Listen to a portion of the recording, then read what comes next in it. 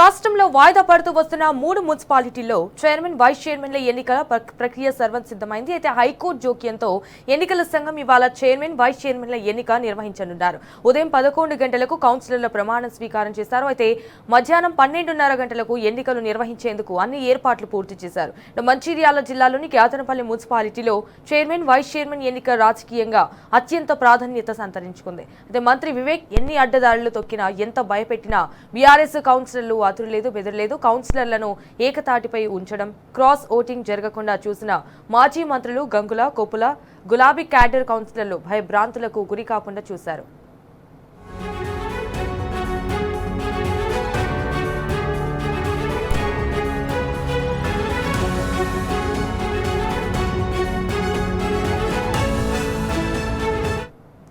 మంచిర్యాల జిల్లా క్యాతనపల్లి మున్సిపాలిటీలో ఇటు బీఆర్ఎస్ సిపిఐ పొత్తు పెట్టుకోగా 22 వార్డులకు గాను 10 వార్డుల్లో బీఆర్ఎస్, ఇటు 4 వార్డుల్లో సిపిఐ అభ్యర్థులు గెలుపొందారు. అయితే బీఆర్ఎస్ సిపిఐ కూటమికి స్పష్టమైన బలం ఉన్నది. కాంగ్రెస్ అభ్యర్థులు 7 స్థానాల్లోనే గెలిచారు. కానీ మంత్రి వివేక్, కాంగ్రెస్ నేతల అరాచకాల వల్ల గతంలో చైర్మన్ వైస్ చైర్మన్ ఎన్నిక ప్రక్రియ నిలిచిపోయింది.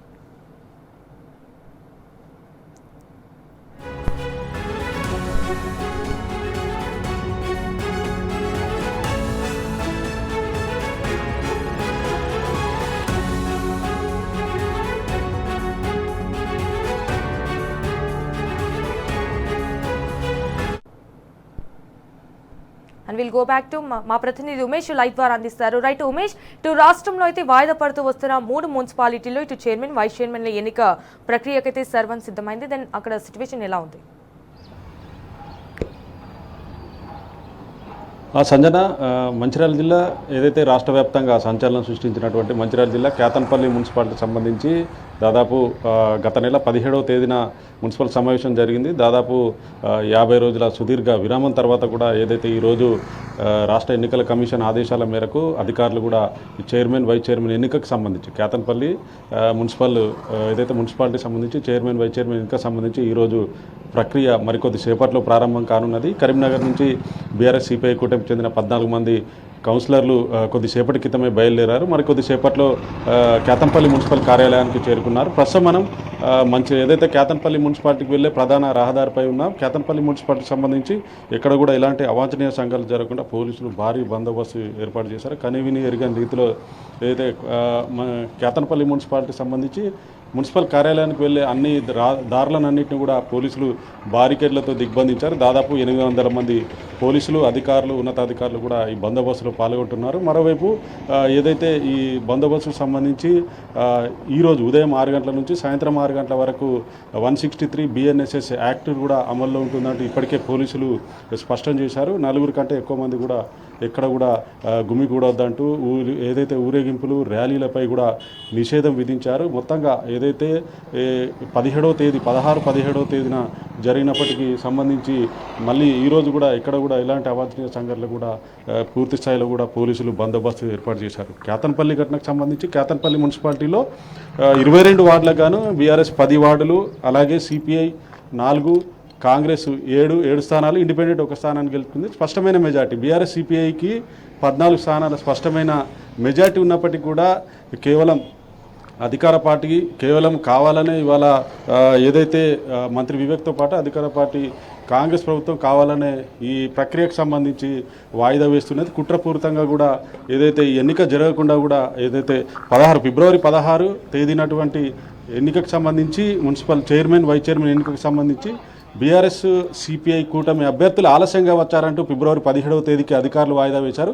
అది 17వ తేదీకి సంబంధించి బీఆర్ఎస్ సిపిఐ కూటమికి సంబంధించిన అభ్యర్థులు వెళ్తుండగా కాంగ్రెస్ నాయకులు అకారణంగా రాళ్ల దాడికి పాల్పడ్డారంటూ కూడా ఏదైతే ఆ రాళ్ల దాడికి సంబంధించి ఇక్కడే ఏదైతే ప్రస్తుతం మనము నిల్చున్నటువంటి ఈ ప్రాంతం నుంచే రాళ్ల దాడికి పాల్పడ్డారంటూ కూడా అదైతే కాంగ్రెస్ నాయకులపై కూడా ఆరోపణలు వచ్చాయి. దీనికి సంబంధించి కూడా రామకృష్ణాపూర్ పోలీస్ స్టేషన్లో మాజీ ఎమ్మెల్యే బాల్క సుమన్తో పాటు అలాగే ఆ రోజు ఇన్ఛార్జిగా వివరిస్తున్నటువంటి ఆసిఫాబాద్ ఎమ్మెల్యే కోవలక్ష్మితో పాటు మరో 25 మందిపై కూడా పోలీసులు రామకృష్ణాపూర్ పోలీస్ స్టేషన్లో అక్రమ కేసులు నమోదు చేశారు. దీనికి సంబంధించి బాల్క సుమన్తో పాటు పలువురు బీఆర్ఎస్ నాయకులపై కూడా ఏదైతే దాదాపు 18 రోజుల పాటు రిమాండ్ కూడా విధించడం జరిగింది. దీనికి సంబంధించి ఆదిలాబాద్ జిల్లా జైలుకు తరలించడం జరిగింది. హైకోర్టు ఆదేశాల మేరకు వారందరూ కూడా బెయిల్పై కూడా విడుదల కావడం జరిగింది. మరోవైపు BRS party high court Ketanpalli municipality సంబంధించి ప్రజా తీర్పు మేరకు స్పష్టమైన మెజార్టీ 22 స్థానాల్లో 14 స్థానాల్లో గెలుపొందినప్పటికీ కూడా కావాలనే ఇవాళ కాంగ్రెస్ ప్రభుత్వం కుట్రపూరితంగా ఎన్నికను వాయిదా వేస్తుందంటూ హైకోర్టుకు వెళ్లారు. హైకోర్టు తీర్పు మేరకు 3 వారాల్లో కూడా కేతన్పల్లి చైర్మన్ వైస్ చైర్మన్ ఎన్నిక నిర్వహించాలంటూ హైకోర్టు ఎన్నికల కమిషన్ను ఆదేశించి ఎన్నికల కమిషన్ 3 వారాలు ముగిసినప్పటికీ కూడా ఆ దిశగా చర్యలు తీసుకోకపోవడంతో మరోసారి హైకోర్టుకు వెళ్ళి ఈ ఎన్నికకు సంబంధించి హైకోర్టుకు వెళ్తామంటూ బీఆర్ఎస్ ఆగ్రహం వ్యక్తం చేశాయి. దీనికి సంబంధించి కూడా హైకోర్టుకు వెళ్తామంటూ కూడా బీఆర్ఎస్ శ్రేణులు స్పష్టం చేయడంతో హడావుడిగా ఎన్నికల కమిషన్ ఏప్రిల్ 4 అంటే ఈరోజు రాష్ట్రంలోని అటు ఇబ్రహీంపట్నంతో పాటు కేతన్పల్లి ఖానాపూర్ 3 మున్సిపాలిటీలలో చైర్మన్ వైస్ చైర్మన్ ఎన్నిక నిర్వహించాలంటూ జిల్లా ఎన్నికల అధికారులను కూడా ఆదేశించారు. దీనికి సంబంధించి కూడా అధికారులు అన్ని ఏర్పాట్లు కూడా పూర్తి చేశారు. మరికొద్ది సేపట్లో బీఆర్ఎస్ సిపిఐ కూటమికి చెందిన కౌన్సిలర్ అభ్యర్థులు కేతన్పల్లి మున్సిపల్ కార్యాలయానికి రానున్నారు. ఎక్కడ కూడా ఎలాంటి అవాంఛనీయ సంఘటన జరగకుండా ఇప్పటికే పోలీసులు కూడా భారీగా బందోబస్తు ఏర్పాటు చేశారు. మనం చూడవచ్చు గతంలో 17వ తేదీన ఇక్కడే రాళ్ల దాడికి సంబంధించి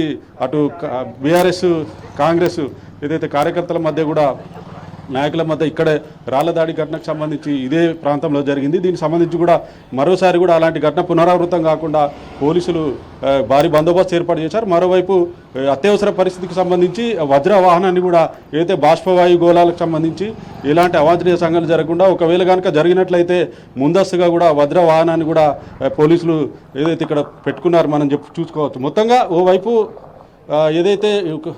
దాదాపు 51 రోజుల సుదీర్ఘ విరామం తర్వాత కేతన్పల్లి మున్సిపల్ ఎన్నిక జరగనున్న నేపథ్యంలో ముందస్తుగా పోలీసులు కూడా భారీ బందోబస్తు ఏర్పాటు చేశారు. ఎక్కడ ఎలాంటి అవాంఛనీయ సంఘటనలు జరగకుండా కేతన్పల్లి మున్సిపల్ పరిధిలో 163 BNSS యాక్ట్ అమలులో ఉంటుందంటూ కూడా ఇప్పటికే పోలీసులు స్పష్టం చేశారు. మరోవైపు కేతన్పల్లి మున్సిపాలిటీలో గత 16, 17వ తేదీన జరిగినటువంటి ఇబ్బందుల దృష్ట్యా కోడ్ అమలులో ఉన్నా కూడా అధికారులు కేతన్పల్లి మున్సిపాలిటీ సంబంధించి ఒకవైపు కాంగ్రెస్ కౌన్సిలర్లు మహిళా బీఆర్ఎస్ మహిళా సిపిఐ బీఆర్ఎస్తో పాటు సిపిఐ మహిళా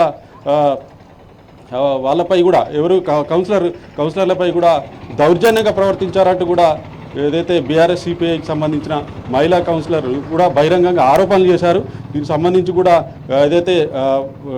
కాంగ్రెస్ కౌన్సిలర్పై కూడా పలు ఆరోపణలు వచ్చాయి. అలాగే ఎన్నికల ప్రవర్తన నియమాల ప్రకారము కేతన్పల్లి చైర్మన్ వైస్ చైర్మన్ ఎన్నిక సంబంధించి కార్యాలయంలో బారికేడ్లు ఏర్పాటు చేసి పూర్తి స్థాయిలో కూడా ఏర్పాటు చేయాల్సి ఉండా కూడా అధికారులు ఎక్కడ కూడా గత నెల ఫిబ్రవరి 16, 17 తేదీన అధికారులు ఎన్నికల అధికారులు పట్టించుకోలేదు. లోపల కనీస వసతులు ఏర్పాటు చేయలేదు. మహిళా కౌన్సిలర్ల పట్ల అటు కాంగ్రెస్ కౌన్సిలర్లు దౌర్జన్యంగా వివరిస్తున్నా కూడా అటు మంత్రి వివేక్తో పాటు ఎంపీ వంశీకృష్ణ అధికారులు ఎవరు కూడా పట్టించుకోలేదంటూ కూడా బహిరంగంగా ఆరోపణలు చేశారు. దీనికి సంబంధించి కూడా మరోసారి అలాంటి ఘటన పునరావృతం కాకుండా కూడా అధికారులు ఏర్పాటు చేశారు. మరోవైపు బయట కేతన్పల్లి మున్సిపాలిటీకి సంబంధించి మున్సిపల్ పరిధిలో కూడా పోలీసులు కూడా భారీగా బందోబస్తు ఏర్పాటు చేశారు. గత ఫిబ్రవరి 16, 17వ తేదీన జరిగినటువంటి ఘటన దృష్ట్యా మరోసారి కూడా అలాంటి ఘటనలు పునరావృతం కాకుండా బట్టి బందోబస్తు ఏర్పాటు చేశారు.